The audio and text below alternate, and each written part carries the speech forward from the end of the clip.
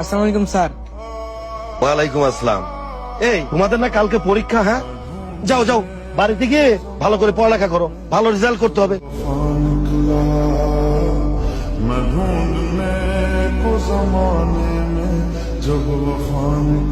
বাজান, আমার এক গ্লাস পানি দিত। আব্বা, এখানেই তো রাস, একটু কষ্ট করে খায়ানো। আমি একটা জিনিস দেখতাছি।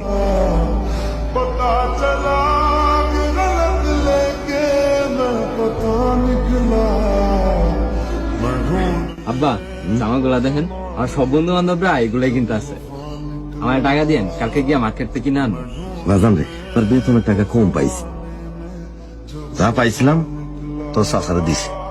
তুই বাবা চিন্তা করিস না, পরের বার তোর টাকা বাড়াই দিব না, তুই কিনিস। পরের বার মানে একে তো কোরবানি দিতে পারবা না, তার উপরে আবার মার্কেটের টাকা চাইলাম, এটাও দিতে পারবা। সারা বছর কিছু দিতে পারো? দূর, ভালোই লাগে না আমার এই বাড়িতে। কি রে বাজান, তুই দেখি ভাত খাইস নাই, কি হয়েছে? যা হ্যাঁ। জামা কেনার টাকা না দিলে আমি খামো না। আচ্ছা, সেটা আমি পরে দেখতেছি, আগে খায়া নিবি তো। দেখতাছি না, কিনা দিলে খামো, নয়তো খামো না।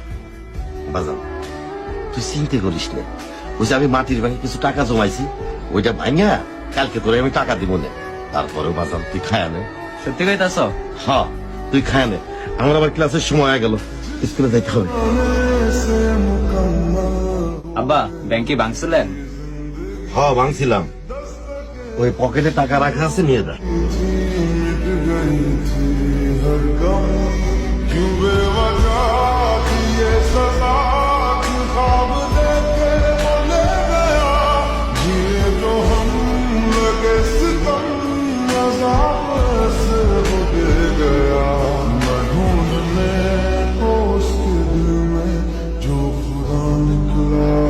আব্বা,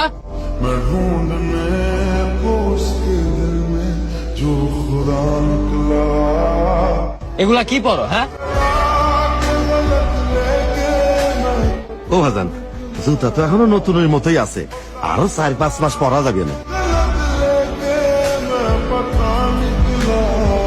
এটা পড়ো। ও ভাজান, এটা কার জুতা? তোমার এই পড়তে কইছি, পড়ো।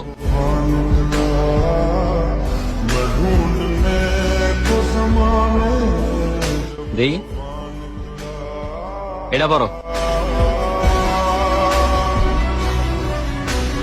এই তো, এখন লাগতাছে একদম মাস্টার। ও ভাজান, তুই এইটা করতে গেলি কেন? তোর লেগে কিছু কিনস নাই? আমার কথা বাদ দাও তো, এইসব শার্ট কেউ পরে? কলমের কালির লেগে কি হইছে? ছিঁড়ে গেছে কলা।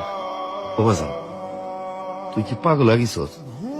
তোর জন্য না কিনা আমার জন্য তুই জামা জুতা কিনছস? আজকে যদি তোমার জুতা না পড়তাম, তাহলে আমি বুঝতাম না।